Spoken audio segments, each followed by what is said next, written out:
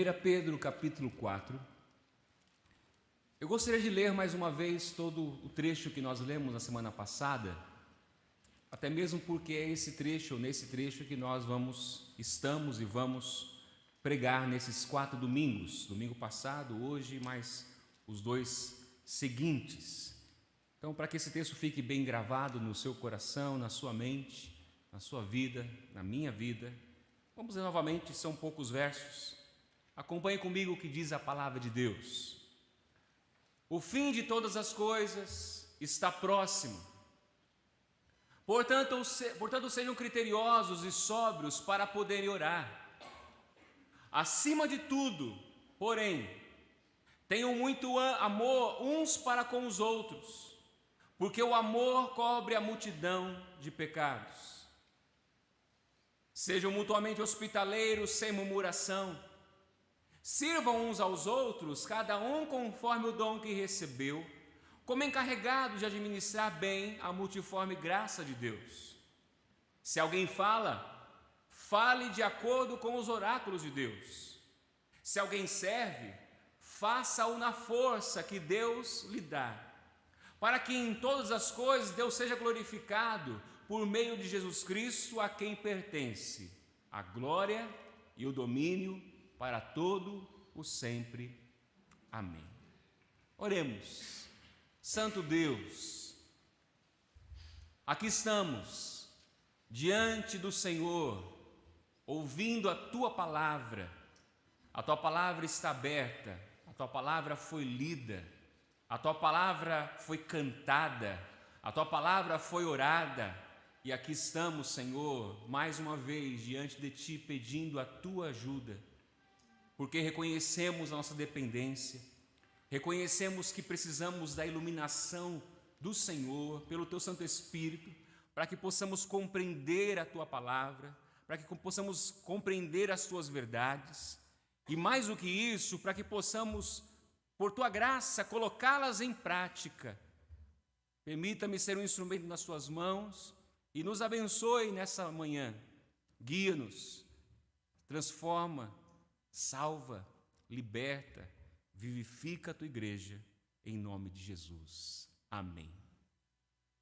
No último domingo, meus irmãos, eu procurei falar de forma breve sobre o contexto, ou eu posso dizer de outra maneira, sobre o ambiente, o momento em que o apóstolo Paulo escreveu essa carta.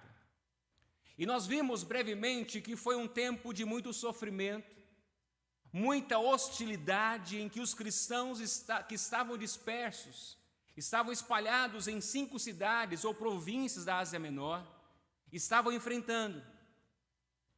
E um ponto importante de ser destacado dessa carta, como falei e repito novamente para o nosso aprendizado, é que Pedro encorajou esses irmãos a viverem uma vida verdadeiramente cristã. Esse é um ponto importante que você precisa entender lendo a carta que Pedro escreveu a esses irmãos do primeiro século. Ele escreveu com a intenção de encorajá-los a viverem uma vida verdadeiramente cristã, mesmo diante dos sofrimentos, mesmo enfrentando os sofrimentos que eles enfrentavam. É claro, meus irmãos, que sempre com os olhos em Cristo. É isso que Pedro nos ensina na sua carta. E como já falamos e repito, tendo o seu sofrimento ou o sofrimento de Cristo como um padrão para nós, como um padrão de como vivermos nossas vidas nessa terra, mas também lembrando de algo maravilhoso, que a sua ressurreição é a nossa esperança. E quando eu digo que a ressurreição de Cristo é a nossa esperança, é porque ela é a garantia de que um dia nós também ressuscitaremos com Ele e viveremos pela eternidade. Essas 2 verdades, meus irmãos, elas precisam estar claras ou gravadas em nossas mentes, em nossos corações. E até lá, e quando digo até lá, até o fim, ou quando morrermos, essa jornada será difícil. essa caminhada será complicada. Por isso que Pedro nos chama de forasteiros, peregrinos. Forasteiros não é fora da lei. Forasteiros é que está em viagem. Estamos a caminho de um fim, ou de uma cidade, ou de um lugar, ou na verdade uma nova terra. Viveremos essa terra, mas uma terra nova, e um novo céu, onde habita a justiça. E até lá devemos lembrar que a nossa jornada devemos continuar, mas lembrando que Deus nos colocou dentro de uma família, ou na verdade, nos colocou em sua família. Ele nos colocou na sua família naquele momento em que nos arrependemos e cremos em seu Filho Jesus Cristo. O que eu quero dizer com isso é que pertencer à família de Deus, meus irmãos, é um privilégio. E isso parece que precisa ser relembrado para muitas pessoas. Eu sei que você se sente privilegiado, ou muitos de vocês, por pertencer à sua família. Carregamos um nome, Silva, Souza, Almeida, e tantos outros sobrenomes, e nos sentimos orgulhosos por isso. Mas eu quero te dizer algo, por mais que você ame a sua família, e deve amar, como falaremos hoje sobre o amor, precisamos entender que é com a família de Deus, e não necessariamente com todos a sua família biológica, que você passará a eternidade. Por isso, é preciso ter essa consciência de que você pertence à família de Deus. E não é porque você vai passar a eternidade que você então vai dizer, eu vou esperar a eternidade chegar. Não. Deus nos convoca a hoje, agora, a viver com essa família, edificando uns aos outros. É na família de Deus, meus irmãos, que somos alimentados. É na família de Deus que somos fortalecidos, edificados. Como? Como começamos falando na semana passada, através das práticas espirituais que Paulo escreve nesses versos. A primeira que relembramos é a oração, algo que você sabe, algo que você conhece, mas precisa ser relembrado. É pela oração, uns pelos outros, que somos fortalecidos.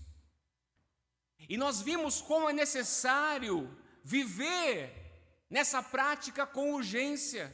Por quê?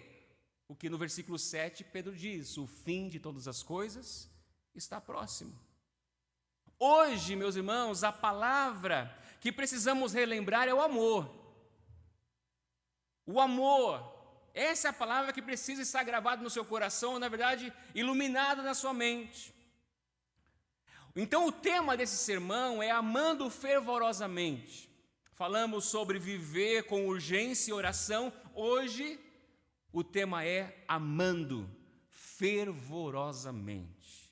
O que isso significa? É o que vamos procurar aprender nesse texto. E o verso 8 novamente diz assim, acima de tudo, porém, tenham muito o quê? Amor.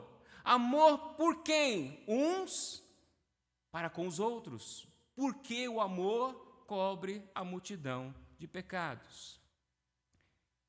E aqui eu continuo a minha introdução perguntando para você, o que pensamos quando ouvimos falar sobre o amor?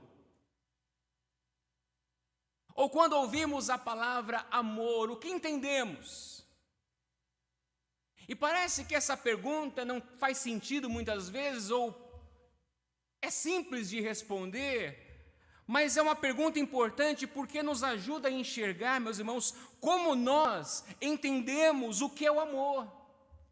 E por que saber como nós entendemos o que é o amor é importante? Porque é a maneira como entendemos que será a maneira como normalmente nós achamos que devemos nos relacionar com as pessoas ao nosso redor.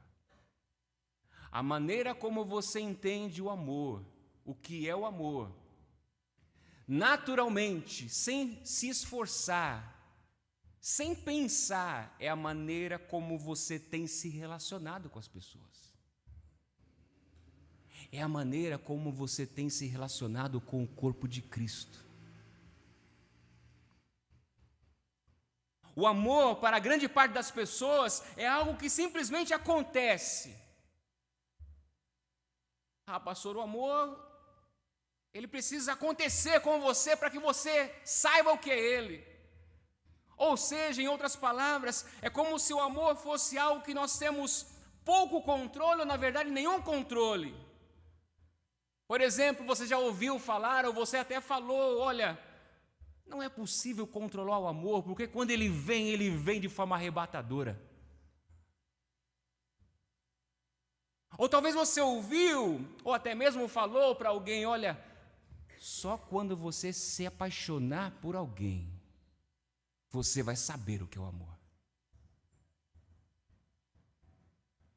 Será que é verdade?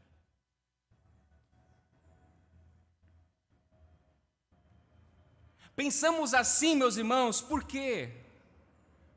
Principalmente porque associamos o amor a um sentimento. Nós associamos o amor e aprendemos assim desde criança. E mais do que crianças, aprendemos com os filmes, com as novelas, com livros, com as pessoas. Entendemos que o amor é um sentimento, ou associamos o amor ao sentimento, porque ele é como se fosse uma emoção específica, algo que nós sentimos. Então entendemos que não decidimos, por exemplo, por quem vamos nos apaixonar. Ou seja, entendemos que o amor não é um ato consciente da vontade. Mas, e aqui que precisamos começar a entender para nós termos uma clareza a respeito do que vamos falar hoje. Quando lemos a Bíblia, meu irmão, minha irmã, o conceito de amor, ele está ligado a uma ação e não a um sentimento. Desde o Antigo Testamento, você não vai ver Deus dizendo, olha, se você sentir, me ame acima de todas as coisas. Se você sentir aí, você ame o seu irmão. Se você sentir, ame sua esposa. Se você sentir, ame o seu inimigo. Não. O amor na Bíblia sempre foi um mandamento. Ame a Deus sobre todas. É um mandamento, é uma ordem. Ame o seu próximo como a ti mesmo. Maridos, amem. Não é um sentimento, marido, é uma ordem para você. Ame a sua esposa como Cristo amou a sua igreja. Cristo, no Sermão do Monte, vai dizer no capítulo 5 para nós amarmos os inimigos. E colocando esses dois pontos em paralelo, sentimento e ação, olha que interessante quando falamos dos inimigos. Uma coisa, meus irmãos, é ter e buscar sentimento de amor e afeição pelos inimigos. Outra coisa diferente é agir de maneira amorosa para com esses inimigos, para com essas pessoas que nos perseguem muitas vezes. Porque nós podemos pensar, poxa, mas amar o inimigo, pastor, Jesus, está difícil, é difícil amar o inimigo, realmente é. Amar o inimigo, conforme nós imaginamos o que é o amor, é realmente difícil, porque é o amor que precisamos sentir, é o amor que precisamos desenvolver um sentimento, uma afeição pela pessoa. Mas você pode, com certeza, tratar essa pessoa com amor.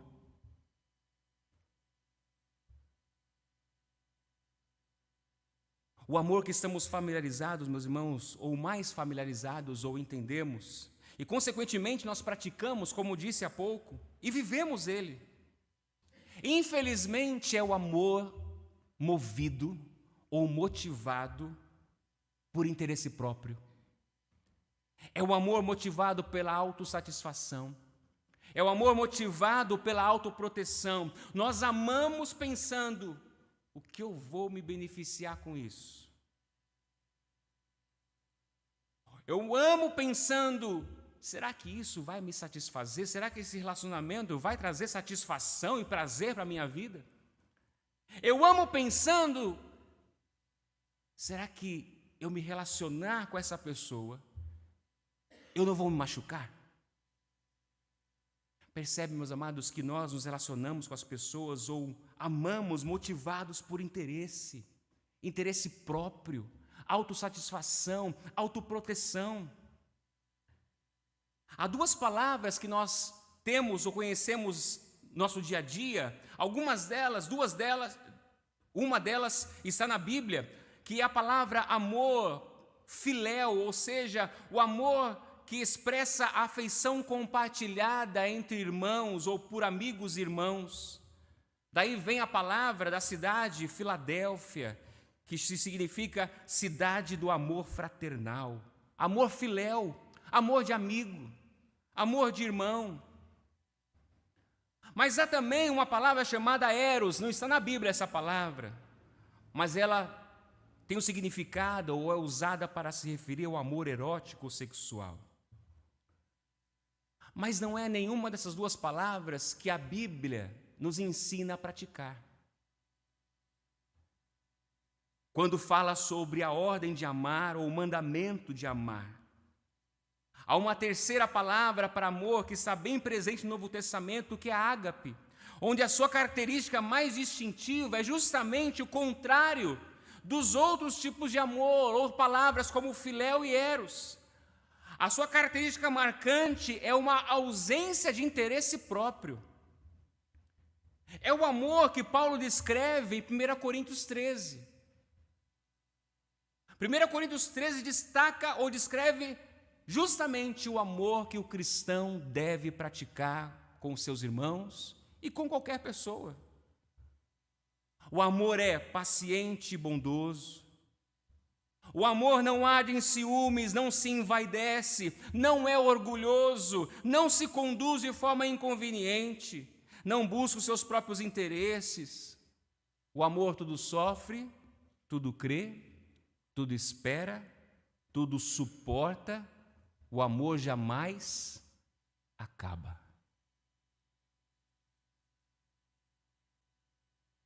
Percebe, meus irmãos, que quando nós pensamos no amor como sentimento, é por isso que muitos vão dizer: o meu amor acabou. O meu amor acabou pela minha esposa. O meu amor acabou pelo meu marido, pelos meus filhos ou por aquela pessoa. Porque nós entendemos o amor como sentimento. Mas o verdadeiro amor, o amor divino, o amor que mostra o caráter de Deus e é o próprio Deus. Deus é amor. É esse amor. O amor bíblico, meus irmãos, é mais do que simples sentimentos. E guarde isso que eu vou dizer agora. Nós cristãos não fomos primariamente chamados para desenvolver sentimentos de amor pelos outros.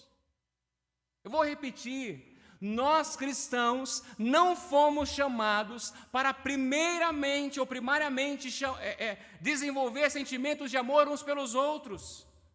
Por quê, pastor? Porque, meus irmãos, em muitas ocasiões, em muitas situações, você concorda que é difícil ou é impossível desenvolver sentimento.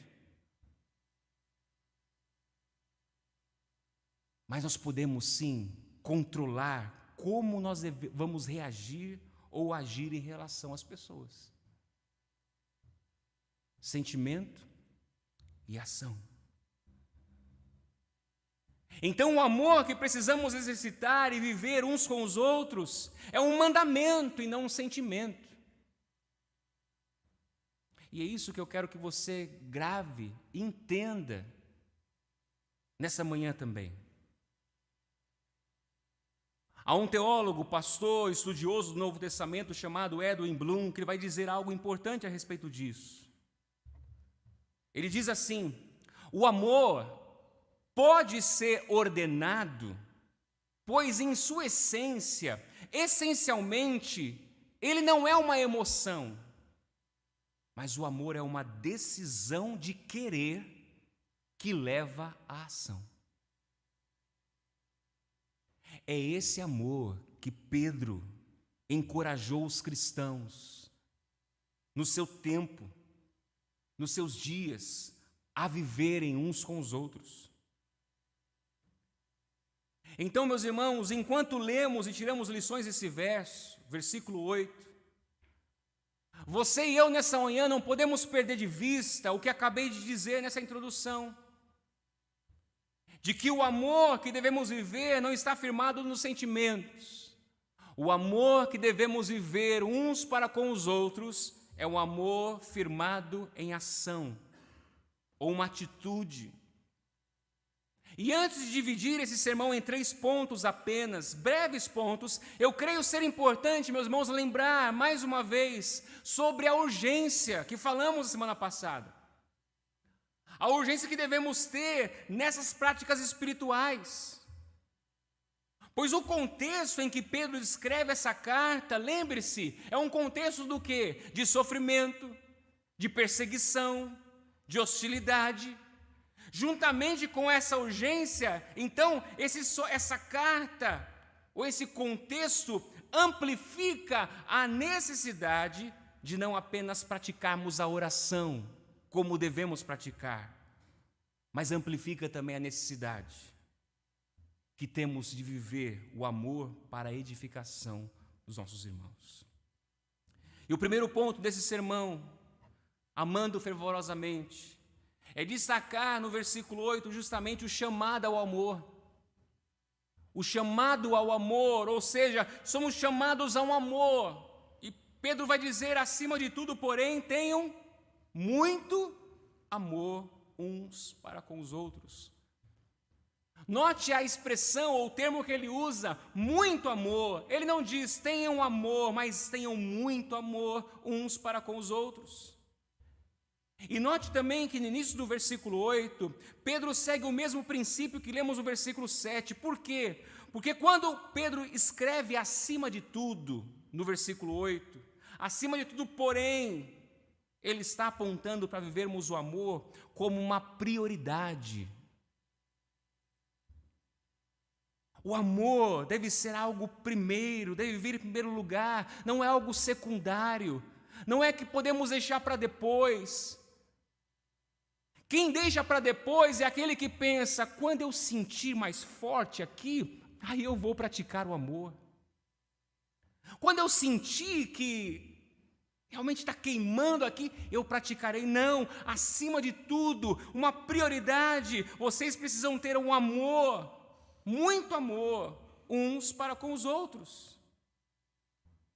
Até mesmo lembrando do que nós vimos no capítulo 13 de Coríntios, se não tiver amor, tudo que você faz não tem valor. Mas Pedro também acrescenta algo ao amor. Não que precisamos acrescentar algo a ele, mas ele nos chama a vivermos um amor profundo. 2 versões diferentes do que lemos aqui. A Revista Corrigida vai dizer, tende a ardente amor.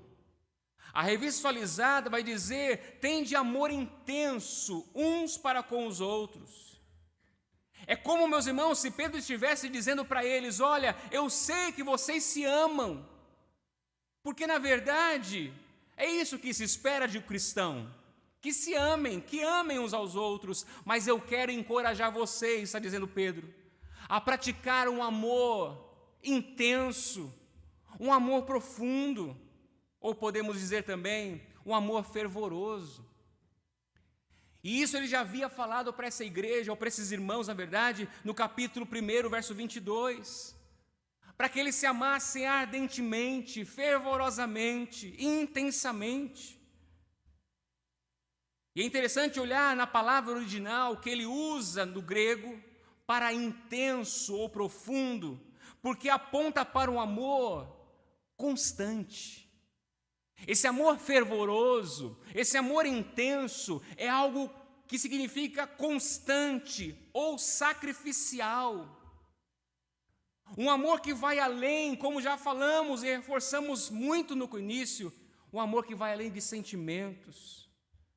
E concorda comigo, meus irmãos, que os sentimentos são superficiais.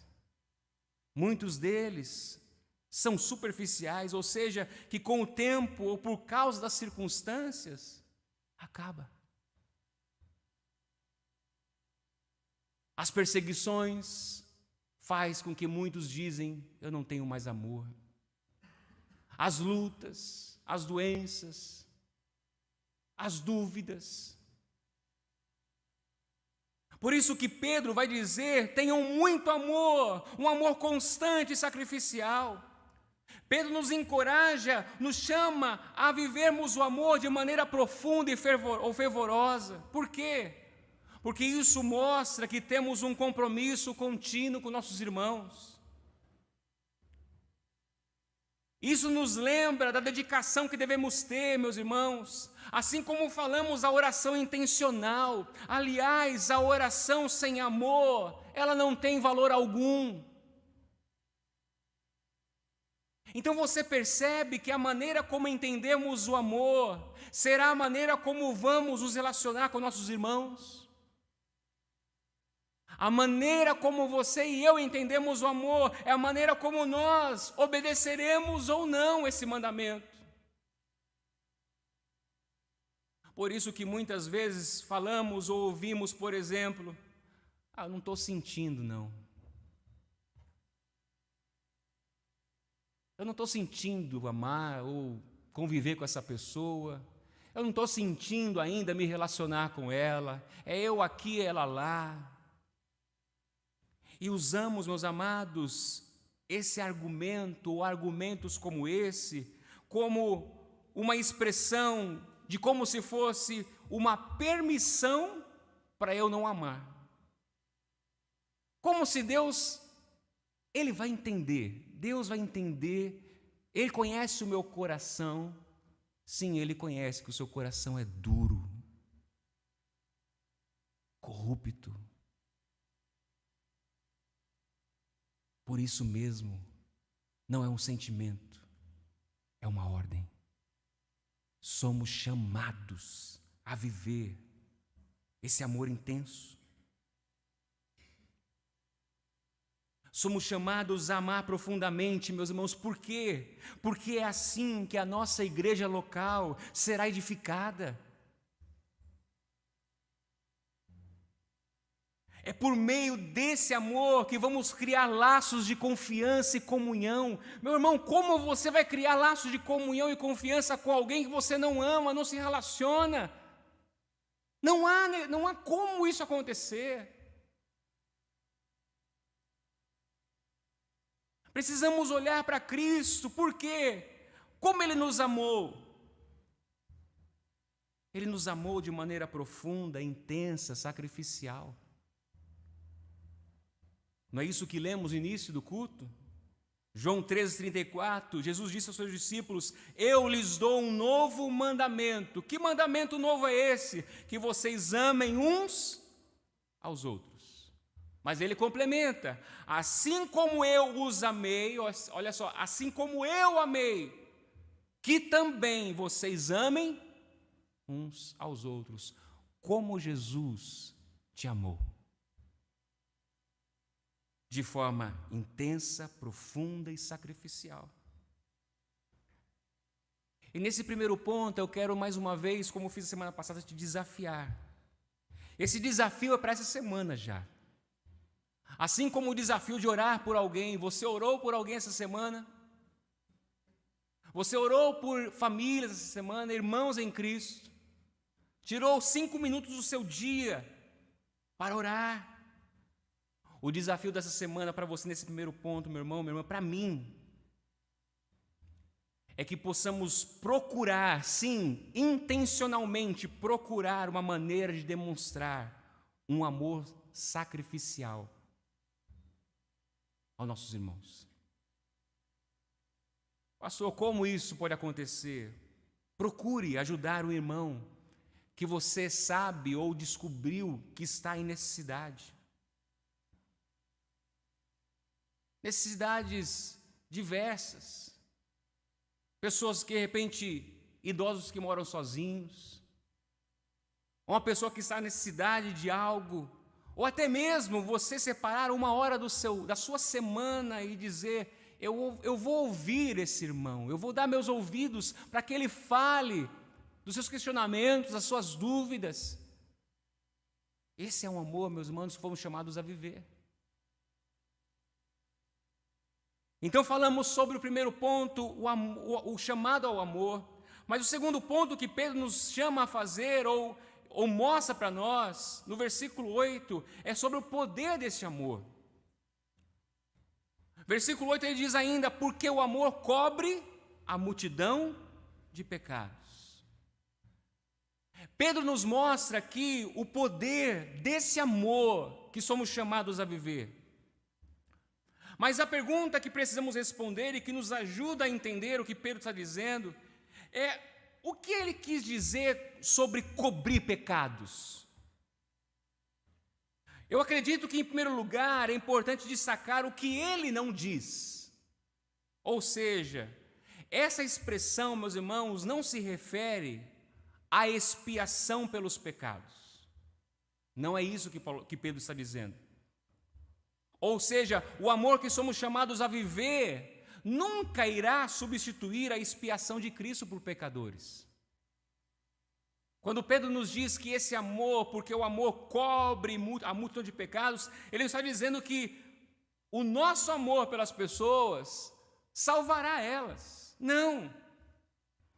Porque apenas o sacrifício de Jesus na cruz perdoa pecados diante de Deus. Como podemos ler, por exemplo, 1 Pedro 2,24, 1 João 2,2.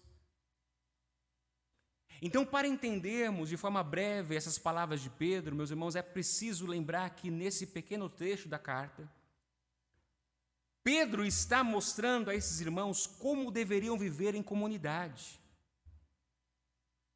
Dentro do quê? Dentro do ambiente, do contexto dos últimos dias, porque o fim de todas as coisas está próximo. Dentro desse contexto do fim, e na comunidade, no corpo de Cristo, na família de Deus, eles precisam ser lembrados de como deveriam viver. Por isso, a palavra cobrir, nesse caso, está sendo usada em um contexto de relacionamento entre irmãos, e não falando sobre salvação de pessoas. Mesmo que isso possa acontecer pela ação do Espírito Santo, pela proclamação da palavra, pelo evangelho sendo pregado. Mas quando Pedro fala sobre cobrir pecados, ele está falando sobre perdoar. Até mesmo, meus irmãos, porque esse amor aqui, mesmo que cubra a multidão de pecados, ele não tem poder algum para cobrir todos os pecados. Quem tem o poder de cobrir todos os pecados? Os passados, os presentes e os pecados futuros. Cristo. Pedro está falando sobre cobrir multidão, não todos. O que Pedro está lembrando, meus irmãos, é que o amor que somos chamados a viver, ele tem o poder de fortalecer a igreja. De que maneira? O amor profundo que somos chamados a viver, ele cobre multidão de pecados no sentido que o cristão, ele deve buscar, ou ele sempre buscará perdoar, reconciliar, restaurar relacionamentos. O cristão que é chamado, na verdade todos são chamados a perdoar ou a amar, perdoa. O cristão sempre buscará reconciliação. Isso é cobrir pecados. É isso que Pedro quer nos lembrar quando diz cobrir pecados, porque é o que Deus fez por nós por meio de Cristo. Então, o que estamos fazendo quando amamos profundamente, meus irmãos, é refletir o amor de Deus. Quando amamos profundamente ou fervorosamente uns aos outros, estamos refletindo o amor que Deus derramou sobre nós. E mais, quando nós vivemos esse amor, nós temos o privilégio de participar da restauração de irmãos. Meus irmãos, veja aqui como isso é maravilhoso. Como cristãos, nós temos o privilégio de ver famílias restauradas, uma igreja fortalecida. Que privilégio é o nosso ser um cooperador do reino de Deus, promovendo perdão, promovendo reconciliação, promovendo restauração de vidas. Pela graça de Deus, Deus nos usa. É isso que Pedro está querendo nos ensinar. Mas algo importante ainda nesse texto, nesse versículo, na parte do versículo, é que cobrir pecados ou multidão de pecados não significa ignorarmos os pecados das pessoas. O que eu quero dizer com isso, cobrir a multidão de pecados não significa fecharmos os olhos quando nossos irmãos estão pecando. Principalmente aqueles pecados, por exemplo, que prejudicam a unidade da igreja local. Pecados que negam a fé. Aquelas atitudes contrárias à confissão de fé que a pessoa fez publicamente no batismo. Para estes pecados ou situações onde os irmãos pecam, Jesus nos ensina, meus irmãos, a tratar cada um com uma correção amorosa, sempre buscando levar a pessoa ao arrependimento. E como Jesus nos ensina em Mateus 18, verso 15 a 20, somente quando a pessoa realmente não quer se arrepender,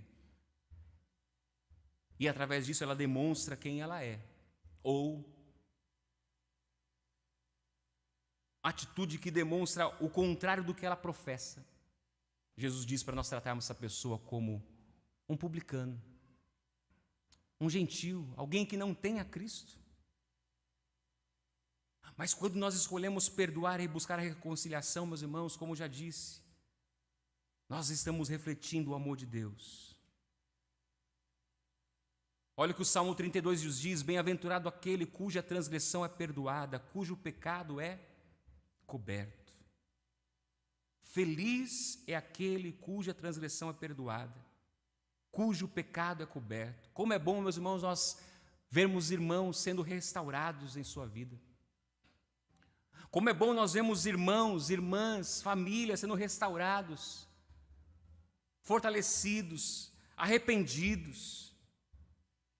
Na igreja local, esse amor, meus irmãos, tem o poder de impedir que as ofensas destruam a unidade da igreja. O amor que cobre pecados, ele cria um ambiente onde os irmãos podem crescer, amadurecer juntos. Podemos lembrar, por exemplo, de José, o filho de Jacó, conhecido como José do Egito. José, mesmo depois de ter sido vendido pelos seus irmãos, ele perdoou seus irmãos. E mais do que perdoar, você vai ver o texto, lá em Gênesis 45, ele traz seus irmãos para perto. Isso é cobrir multidão de pecados. Ele traz para perto. José não agiu de acordo com as dores. Guarde isso. José não agiu com os seus irmãos de acordo com os sofrimentos. Eu te perdoo, mas você sabe o que você me fez sentir. José não agiu de acordo com aquilo que ele sofreu, e olha que ele sofreu muito. Como escravo vendido, preso, caluniado pela esposa do seu senhor Potifar. Mas ele agiu não de acordo com os sofrimentos que ele enfrentou.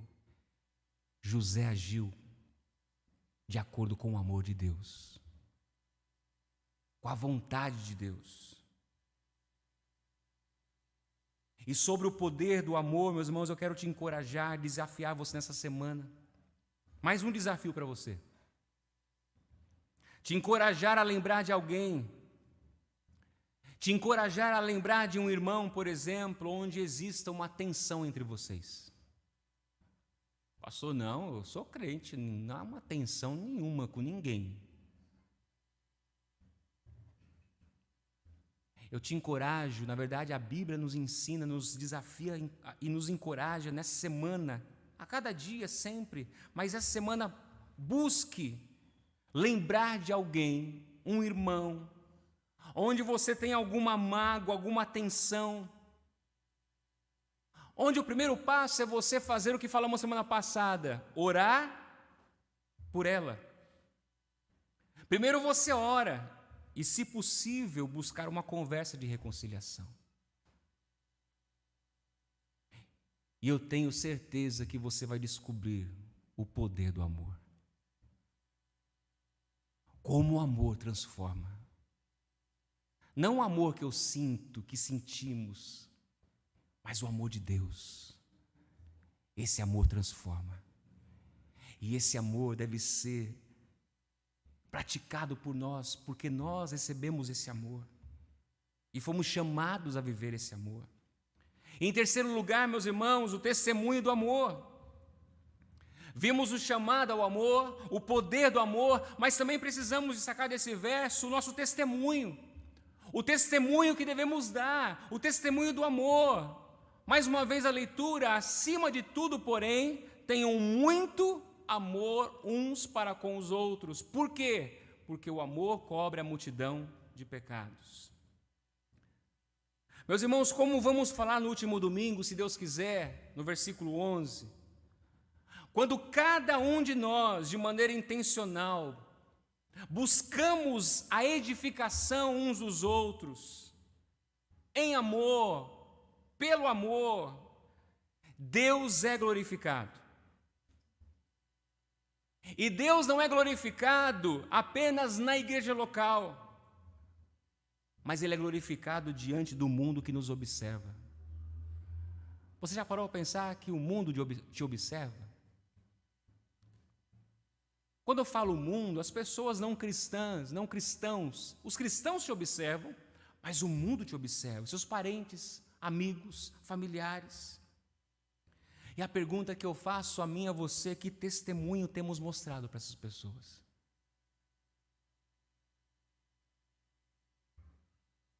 Lembrando novamente do João 13, 34, 35, Jesus disse o quê? Assim como eu os amei, que também vocês amem uns aos outros. E ele acrescenta o versículo 35, nisto todos conhecerão que vocês são meus discípulos. Como? Como as pessoas conhecerão que você é discípulo de Cristo? Se tiverem amor uns aos outros.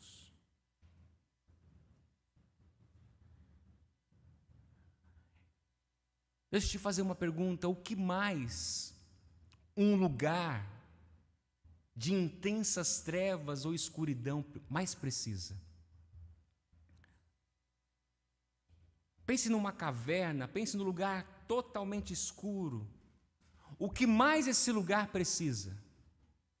De luz. Por que eu estou perguntando isso a você apenas para trazer você essa ilustração, essa lembrança de que o nosso desafio é justamente esse. Aqui está o nosso desafio, meus irmãos. Pastor, que desafio é esse? Vivermos o amor em um mundo que está em trevas. O que significa viver o amor em um mundo que está em trevas? É viver o amor em um mundo cheio de ódio, cheio de rancor, um mundo de hostilidade. O desafio, meus irmãos, é sermos um testemunho da glória de Deus, dentro dessa escuridão espiritual que o mundo vive. E note como é importante conhecermos o contexto da carta de Pedro, porque esse era o contexto da carta, esse era o contexto dos irmãos, um mundo de hostilidade, de ódio. E eu pergunto a você, mudou alguma coisa hoje? Quase 2000 anos se passaram. Você acha que o ódio diminuiu? A hostilidade pela verdade diminuiu? A hostilidade, o ódio pela palavra de Deus diminuiu? A hostilidade, o ódio pelo amor de Deus, o amor ou pelo próprio Deus diminuiu? Não. Basta vermos as últimas notícias. Porque alguém fala a verdade, e alguém não gosta, se dá um tiro no pescoço dele. Pior, muitos aplaudem.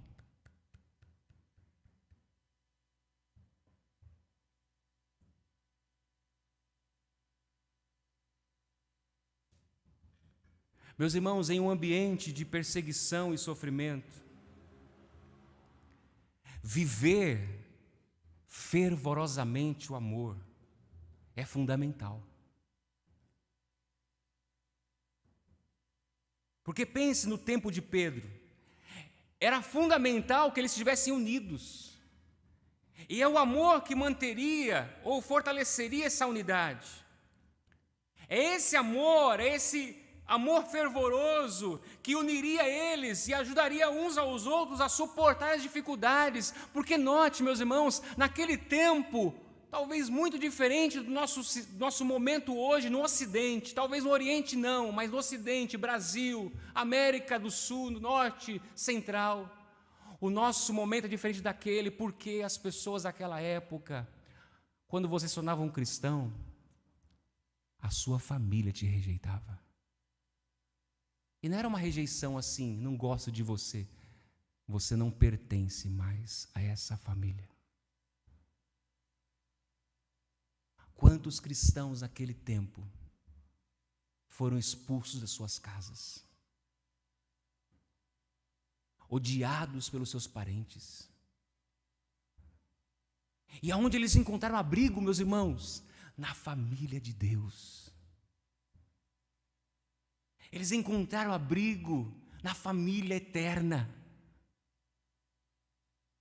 E não quer dizer que o sofrimento acabou. Não, o sofrimento continuou. Mas é justamente quando nós, num ambiente de perseguição e sofrimento, de ódio, quando vivemos fervorosamente o amor, isso é fundamental para nos mantermos firmes, suportando as dificuldades.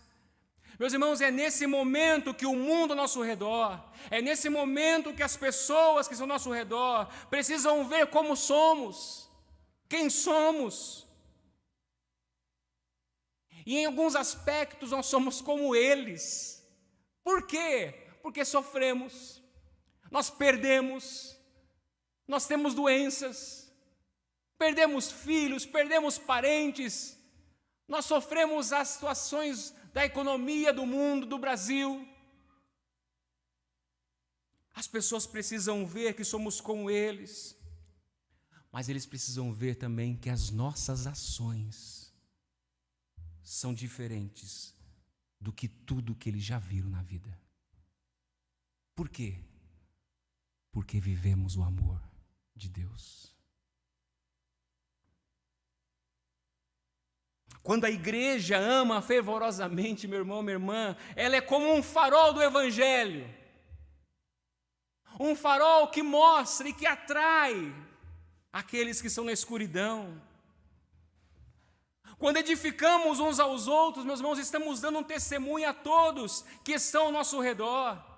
É claro que isso não significa que todos serão atraídos para Cristo.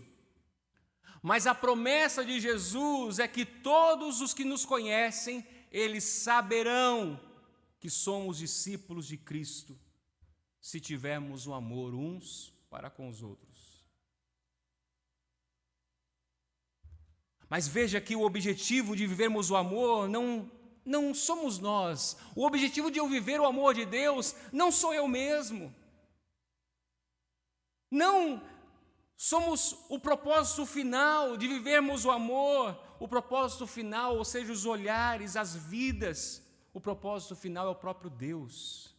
O que eu quero dizer com isso é que quando vivemos o amor, é Deus que será glorificado.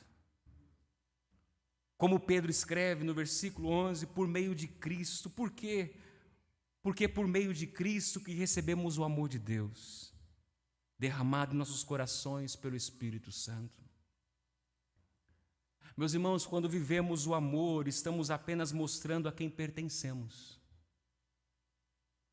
Ou seja, não fazemos mais do que nossa obrigação. Deus não apenas ama, Deus é amor. Ele é o próprio amor. E se pertencemos a Ele, não há como ficarmos pensando se eu sentir. Não, somos chamados a amar. Porque o amor é a marca do povo de Deus. O amor é a marca do povo de Deus que ama a Cristo e ama também o seu próximo, onde refletimos a todos o Evangelho. Mais um desafio para você nessa semana. Crie oportunidades, e agora não sozinho mais, mas criemos oportunidades juntamente com outros irmãos, a praticar um amor visível, onde podemos, por exemplo, mais uma vez, ajudar uma família em necessidade. E orar, depois que fizermos isso, para que essa atitude resulte em glórias a Deus. Ao ajudar, por exemplo, irmãos da igreja, saiba que os familiares irão ver. E Deus será glorificado. Não você, Deus. Isso é dar testemunho. Isso é procurar dar glórias a quem merece, somente a Deus. Meus irmãos, Deus nos chamou para nos amarmos fervorosamente. Ou seja, um amor profundo e sacrificial. Como vimos, um amor que cobre multidão de pecados. De que forma? Perdoando e restaurando aqueles que são ao nosso redor. O amor que somos chamados a viver testemunha Cristo a todos que conhecem a nós, a todos que nos conhecem. E eu não tenho dúvidas que você quer ver essa igreja sendo edificada com esse amor. Eu não tenho dúvidas que você quer ver a igreja local, a sua igreja sendo edificada e fortalecida nesse amor. Não um amor baseado em sentimentos, mas um amor baseado em ação, o amor que é o próprio Deus. Mas isso não é possível pela sua capacidade. A notícia triste é essa, que você não pode viver esse amor ou amar fervorosamente pelas suas próprias forças. Nós precisamos sempre da graça de Deus para que no poder do Espírito sejamos capacitados. E não apenas precisamos de Deus, mas precisamos dos nossos irmãos para que nos ajude a praticar esse amor. Você já pensou se é possível viver esse amor sozinho? Não é possível. Não há como viver o amor verdadeiro, o amor bíblico, o amor de Deus sozinho. Porque o amor de Deus alcança o próximo, alcança o necessitado, alcança o irmão, abençoa as pessoas ao nosso redor. Por isso eu te encorajo nesta manhã a orar, hoje, agora e depois, para que Deus trabalhe no seu coração, trabalhe na sua vida e te capacite a amar profundamente os seus irmãos. Te ajude ou te capacite, te dê força e sabedoria, coragem, desperte você para perdoar com a graça de Deus que foi derramada sobre a sua vida e ser uma testemunha ao mundo do que Cristo fez na sua vida. Não se apoie mais nos sentimentos, mas ame as pessoas como Cristo te amou. Não ame mais conforme os seus sentimentos. Ame como Cristo amou você. E eu finalizo me voltando para você, não cristão, você que não tem a Cristo como seu Senhor e Salvador. Sim, eu preciso me voltar a você. Como pregador do Evangelho, eu preciso te dizer: se você quiser viver esse amor, só existe uma maneira. E a maneira é o caminho do arrependimento e da fé em Jesus Cristo somente. Talvez você pergunte para as pessoas ao seu redor, talvez você pergunte para os cristãos ao seu redor, alguns não conseguem responder. Por que tanto sofrimento no mundo? Por que tanta maldade? Por que tanto ódio? Por que tanta hostilidade, tanta briga, tantas guerras? A resposta simples e direta, a Bíblia nos declara, é o pecado. É o pecado. O pecado gerou tudo isso. O salário do pecado é a morte. E entenda a morte como tudo que estamos vivendo hoje. E desde sempre, desde a queda lá no Éden, o homem tem vivido essa vida de morte, de perseguição, de sofrimento, de ódio, de orgulho, de soberba, de individualismo. O mundo tem vivido isso. Então a resposta para tudo isso é o pecado. Mas eu venho te lembrar nessa manhã que Cristo morreu e ressuscitou para que não mais temêssemos os sofrimentos, não mais temêssemos a morte, não mais temêssemos as lutas e as dificuldades, não mais temêssemos o pecado. O verdadeiro amor, ele lança fora o medo. Isso não quer dizer que estar em Cristo te livra dos sofrimentos, como não livrou nossos irmãos da carta de Pedro. Estar em Cristo não te livra das perseguições. Pelo contrário, estar em Cristo acarreta mais perseguições ainda. E Jesus disse, bem-aventurados se forem perseguidos por minha causa.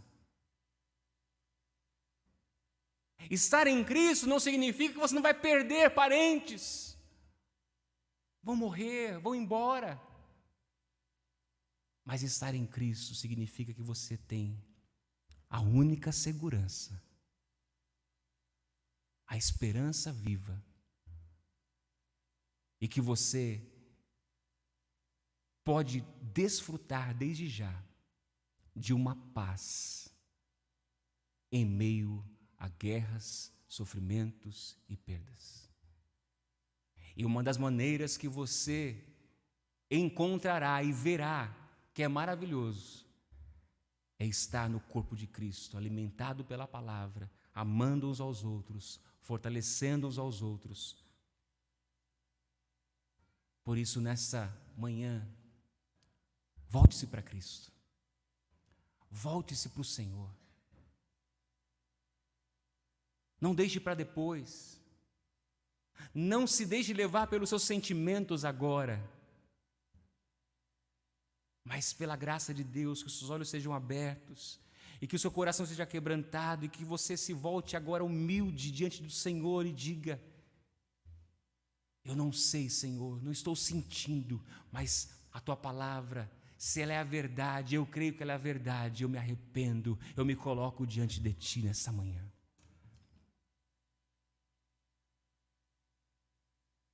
E Ele transformará a sua vida. Não deixe para amanhã. Não se apoie em seus sentimentos.